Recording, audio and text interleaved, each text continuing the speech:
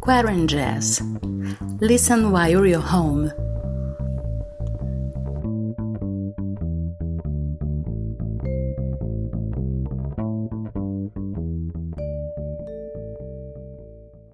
Welcome to the second episode of QuaranJazz. I'm Geisa Fernandes, and first of all, I would like to thank you very much for the great response to the show. In these crazy yet necessary days of physical distancing, it's good to know that social solidarity is high. As you know, at this very moment, a lot of great jazz musicians out there are unable to perform and to show their work. Some of them had been caught when they were just about to go to studio and record a new album or single, while others had to interrupt their tours and saw a lot of their future gigs being cancelled. Well, this show is all about sharing this project, talking about our work, and getting to know each other jazz musicians better. Do you have any comments, suggestions? Are you a jazz musician and you'd like to participate? Let's talk. Visit geisafernandes.com and contact me. Today's guest comes from Italy, double bass player and composer Ferdinando Romano. Ciao, Ferdinando. So tell us about your work, a little bit of yourself, your background. Hi everybody, I am Ferdinando Romano and I am a double bass player and composer from Italy. And I'm very happy to be here taking part to this podcast. And I want to thank Geisa for having me invited and being part of it. And so I'll introduce you to my music. And I am going to release in mid-April, a new album. You will listen to the first track of the album today. And the album is called Totem featuring Ralph Alessi because it features a band of Italian musicians and the great trumpet player, ECM artist Ralph Alessi. I am based in Florence, Firenze, in Italy. And when the COVID emergency came out, I was just almost leaving for a tour. 10 days tour in the south of Italy because I play in a band that was releasing had just released a new album. And then I had some other tours around and everything was cancelled. So suddenly I was blocked at home without any possibility of playing gigs anymore. And this, of course, is the situation of all musicians around the world almost now. And also, of course, when the emergency came out, I was planning the release of this album. And so I had also some thoughts about it because I didn't know if it was the case of still releasing music or maybe waiting for the situation to calm down. But actually, I think that I decided to let the album out the same because I think that in this moment we can't stop, really. We can't stop doing new things, putting out music. Also because I'm realizing that people really are in need of music, of things that can give them inputs, because everybody is locked in their house. So I mean, giving inputs, giving music, sharing things is very important in this moment. I couldn't agree more. I guess that making art, sharing art, consuming art in all its forms, it's now one of the things that helps us not going insane, keeps the balance. Well, and now instead of touring, you are stuck at home. Tell us, what are you doing? Now, during this quarantine time, I am mostly practicing. Of course, I have even more time. I have expanded my daily instrument routine. Then I'm writing new music, putting out new ideas, and then I am trying really to share ideas, musical and and plans for the future with other musicians. That's a great thing we can do in this period, the sharing with other people. And also, like with some friends, we are trying to experiment with some online platforms, and we can have fun, like doing things like one of us records something, then we send it to another musician and he puts something else on top, and then we try to write music together and see what comes out. I mean, it doesn't mean that it has to be the best song in the world, but it's fun, and it's a way of keeping connection with other people.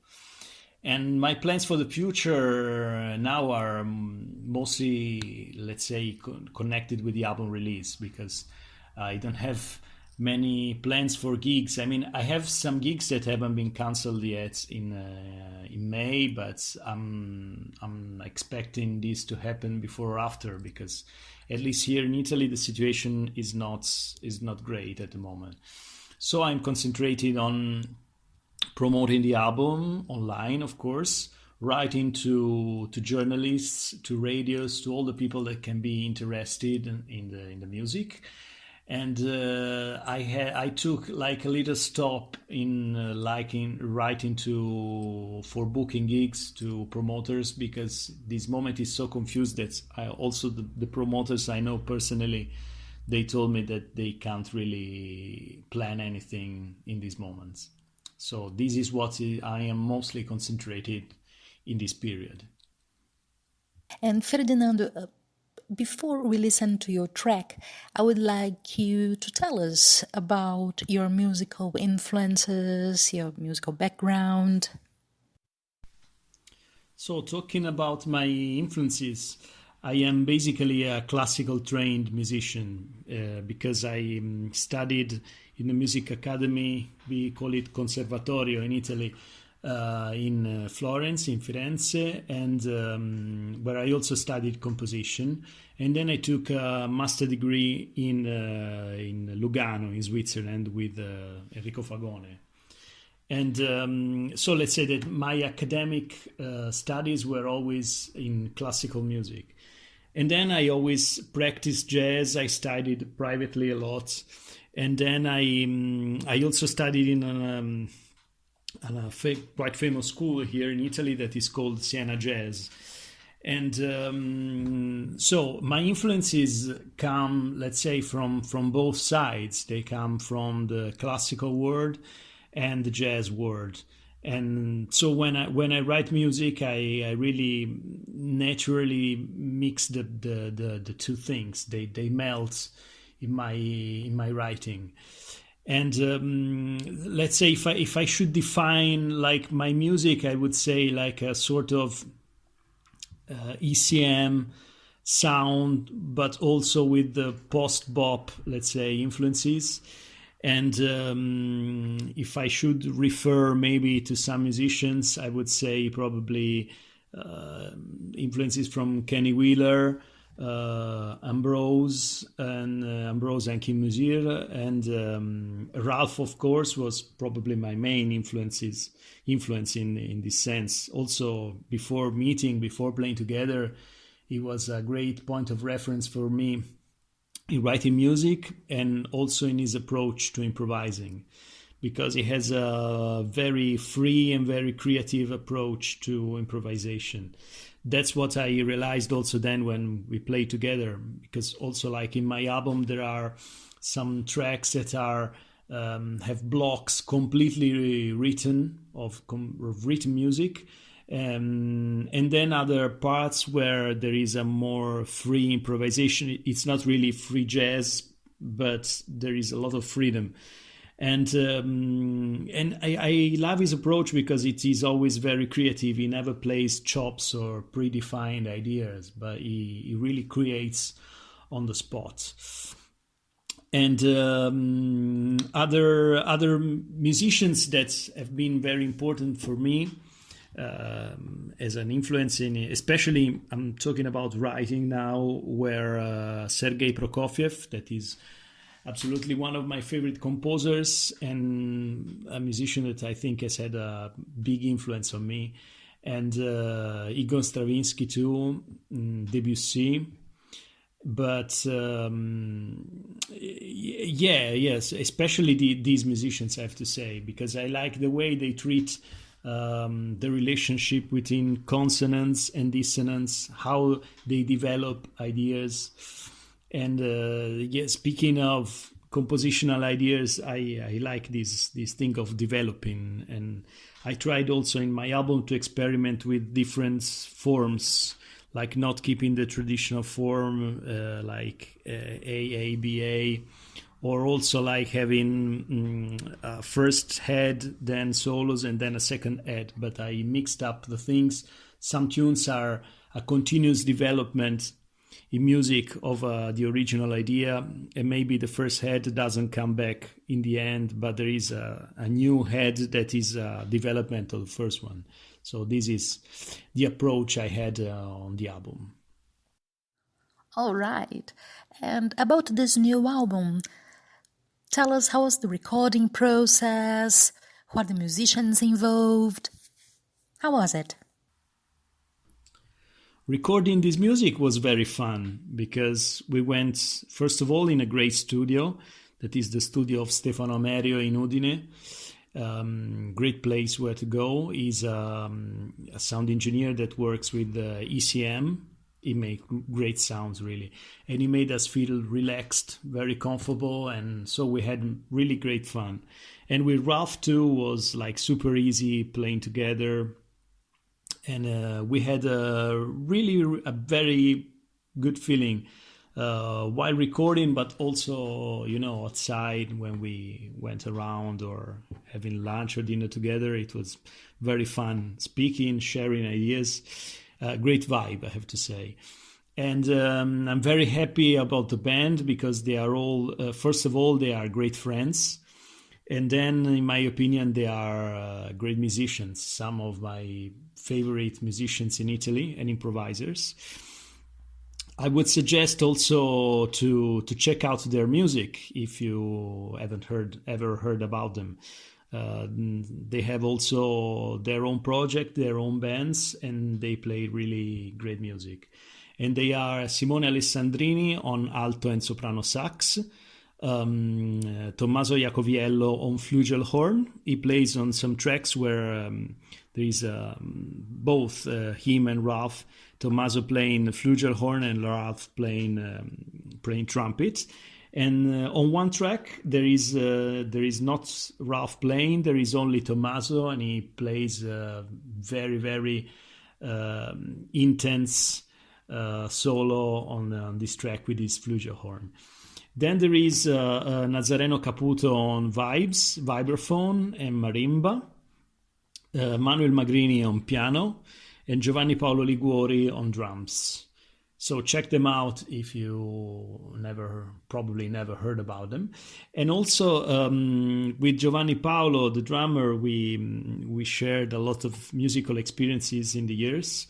So we are also very good friends, of course. And we also play in a trio led by an Italian saxophonist, Leonardo Radicchi. The trio is called Arcadia Trio. We released an album last year, and we are going to release a new one later this year with the trombonist Robin Eubanks. We had a tour last year with Robin. It was really great fun, and from this tour we had the idea of continuing this relationship, and then we recorded the album that will be out later this year.